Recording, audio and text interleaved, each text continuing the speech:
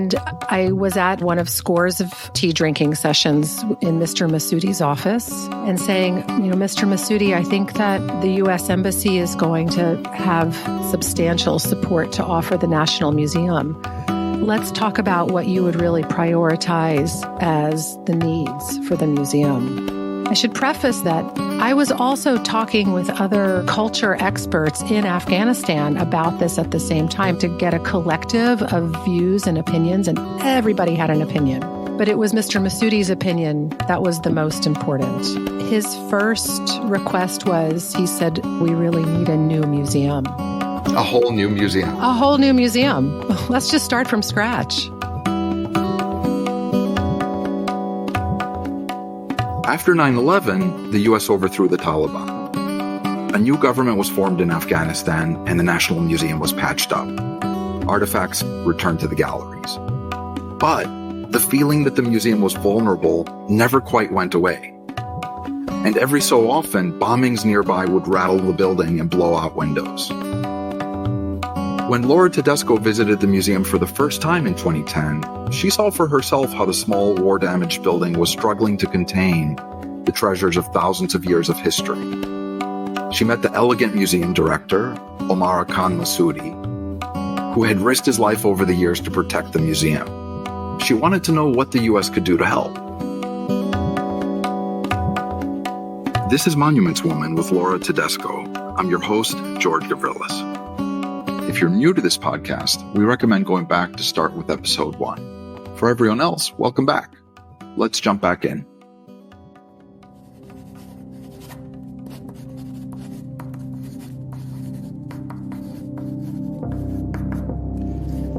December 5th, 2010. Spent several hours in the museum today with Mr. Massoudi and Susanna, discussing his vision for a new museum. It could work. Deserves to work.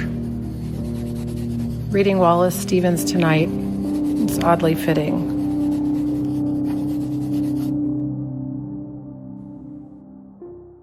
The idea was not that the United States was going to build a new museum. It was we were going to support the Afghan government's desire to create their own national museum. The United States never had the idea we would dictate the design, what went on display, what was written on museum labels for artifacts. That was absolutely not part of even any conception. It was what support can be offered to help the Afghan government's request that they would like a new national museum, which, by the way, was a very reasonable request. The building that it was in was nearly 100 years old. They were bursting at the seams. They couldn't keep up with the artifacts that they already had. It was packed to the gills. There's no fire system. It's like a repurposed office building. It's not really a museum. So the request was entirely reasonable.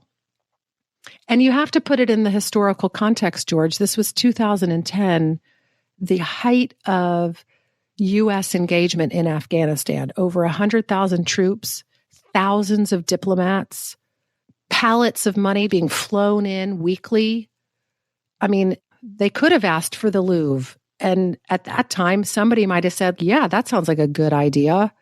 Fortunately, that was not what was asked for. So then one starts the really hard work where you have a great idea, and then the hard work begins of how do you actually realize that idea. You can't do it in isolation. Everything is collaborative. Every step was made with Mr. Massoudi.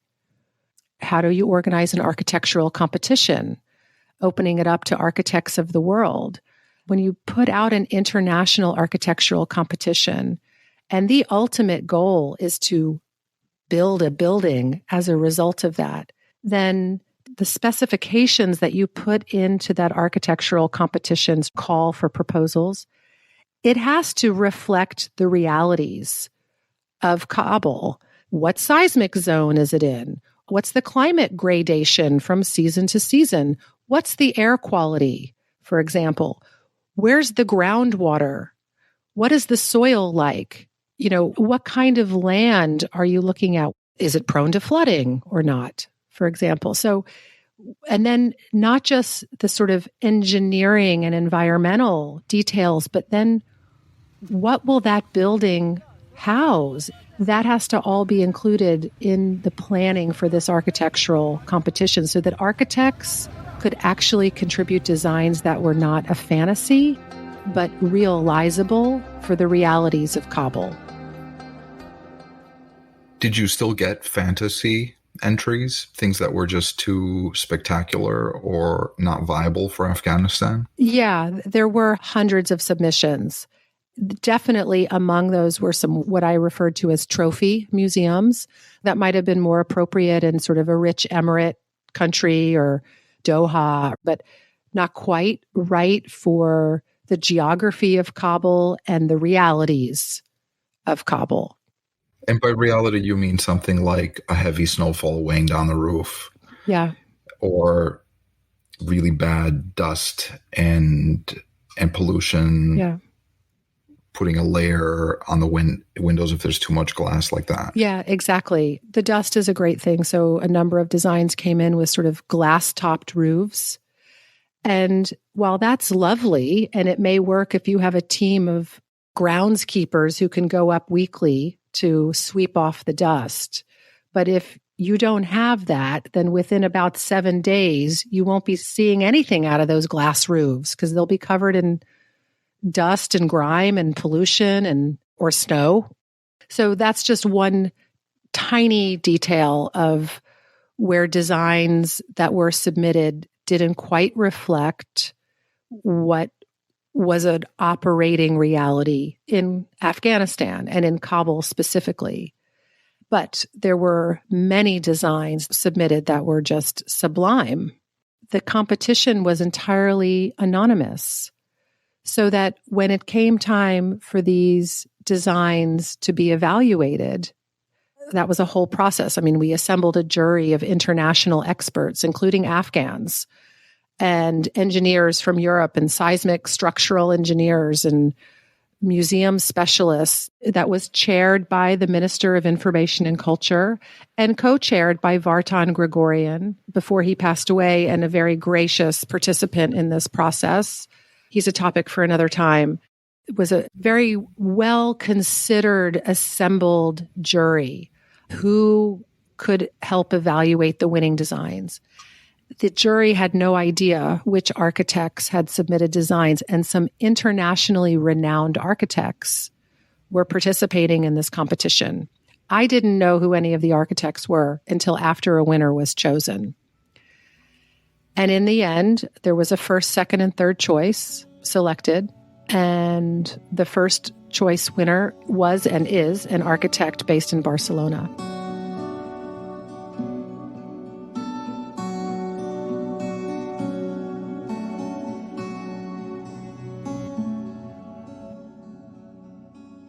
Are we mentioning the names of the architectural firms? They are public, right? They are public, yeah. Yeah. Yeah, so the winning architectural firm is named AV62.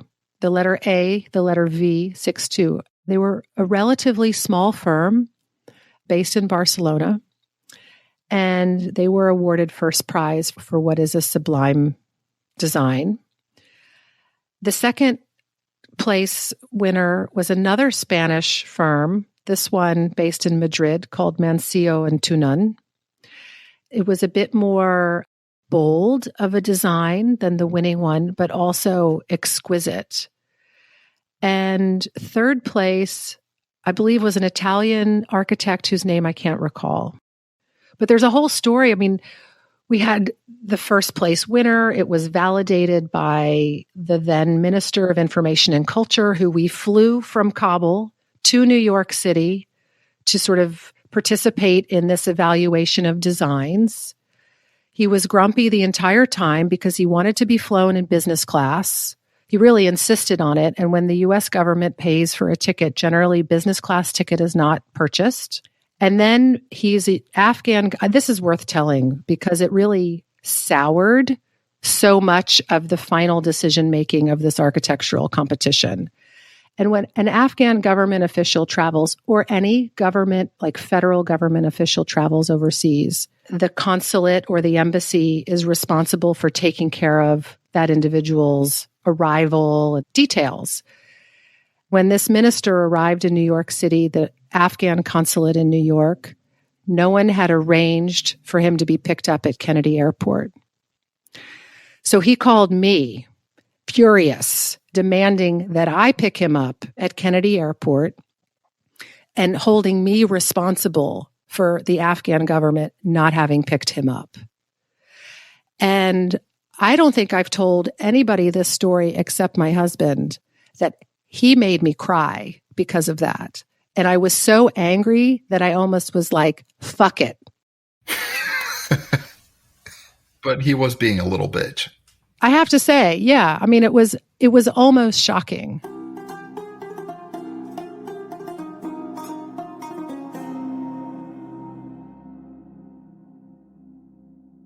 But something happened with the ultimate selection in the end. There was a political intervention.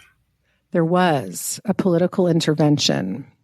I think it's important to mention that this is still the time of Hamid Karzai, President Karzai. Hamid Karzai, yes, was president at the time. And these first, second, and third place winners were presented to President Karzai, who was at the time the president of Afghanistan. Karzai decided he didn't like what the jury had selected and what his minister had endorsed as a selection. Karzai preferred second place and the more monumental, grandiose design. And so, well, he had the final word. He did too bad, so sad for first place. Karzai made a proclamation that he, in fact, wanted the design that did not win. He wanted second place. He wanted the Mancio and Tunan design, which was a bit more bold and sort of a statement museum. It slowed down the process by years because then the Afghan government, after announcements were made and award money was issued and checks were sent, the Afghan government said, you know what, actually, Mancio and Tunan, we would like you to build a new national museum for Afghanistan. And they said, oh, no, thank you. We don't want to do that. We'd prefer not to do that. Really, we want you to do this. We'll facilitate it. We want your design to be the new national museum. And one might think that that would have been the end of the story, but it wasn't. The Afghan government sent a third letter. And the answer was a little different in response to the third letter. It said, no, we'll only do it if we do it in collaboration with the first place design, which was also by a Spanish firm. By then, Karzai was out of office. The project went dormant. President Ghani, who's president of Afghanistan, reinvigorated this entire idea. We're nearly 10 years into this project, more than 10 years from when Mr. Masudi first uttered the words, "We need a new museum." And where it is now is the winning Spanish architect, AV62, is working on blueprint designs for a new national museum. So is it going to happen? I don't know. There's no money to build it. We could start a GoFundMe. Well, I suppose we'll find some Gulf Arab country to fund it, but then they'll want the monumental design. Maybe. The one that looks more like what's in Qatar or Dubai. Yeah. Or Abu Dhabi. Yeah.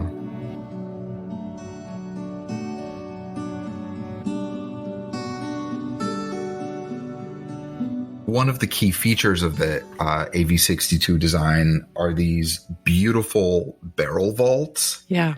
That are meant to be built with masonry and local material, which is brilliant. At the same time, when I back up and I look at the silhouette, it looks a little bit like army barracks to me. So tell me some of the things that you love or don't love about the AV62 design. What's close to your heart about it?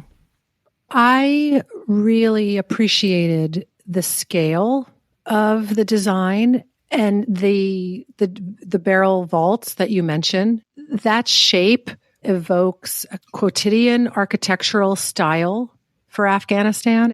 The scale of the building that AV62 envisioned was in my opinion, I wasn't on the jury. I was an observer to it and not an architectural specialist by any stretch. So I just look at what sort of appeals to the eye. Sure, but you know what you like. Yeah, I know what I like. I liked the use of courtyards and natural light, and all of that seemed and seems so fitting. There was a real elegance to the design. There was something intimate about the AV62 design that appealed to me. I love the design, and my heart really wants it to happen. Me too.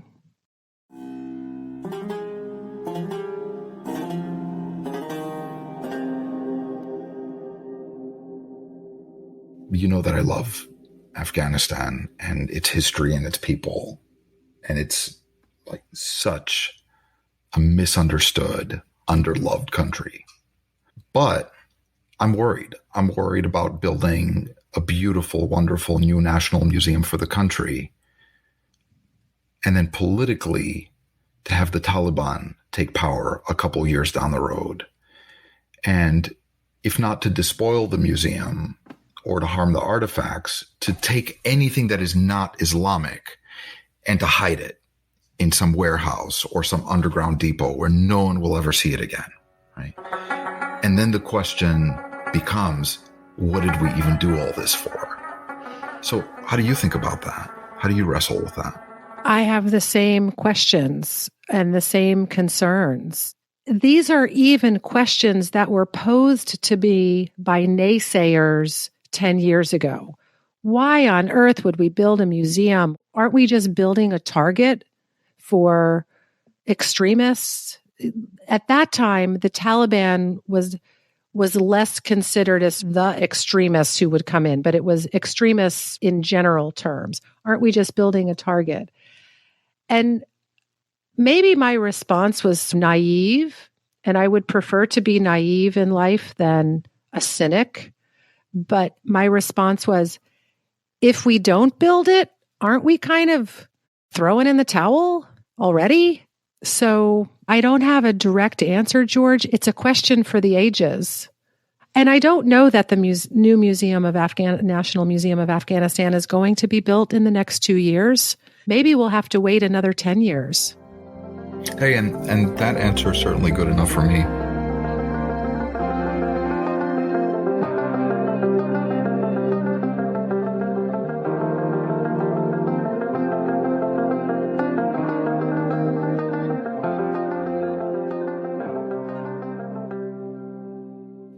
One more thing, Lori, are you any more comfortable with the title of this podcast, The Monuments Woman? Have you made any peace with it? No. It still feels like a pair of snow boots that are too small that your mom makes you wear from last winter and you don't want to, but there they are. You need to put on your snow boots. Would you please come up with a better title? Fair enough.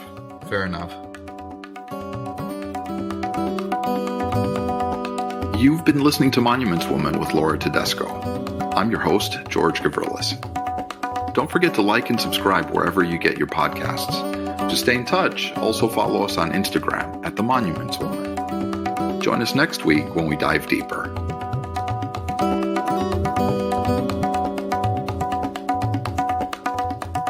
This show is produced by Christian D. Brun and May 11 Project. It is recorded by Audivita Studios and edited by Sean Hettinger and Greg Williams. The theme song is This Love by Ariana Delawari, featuring Solar Nader.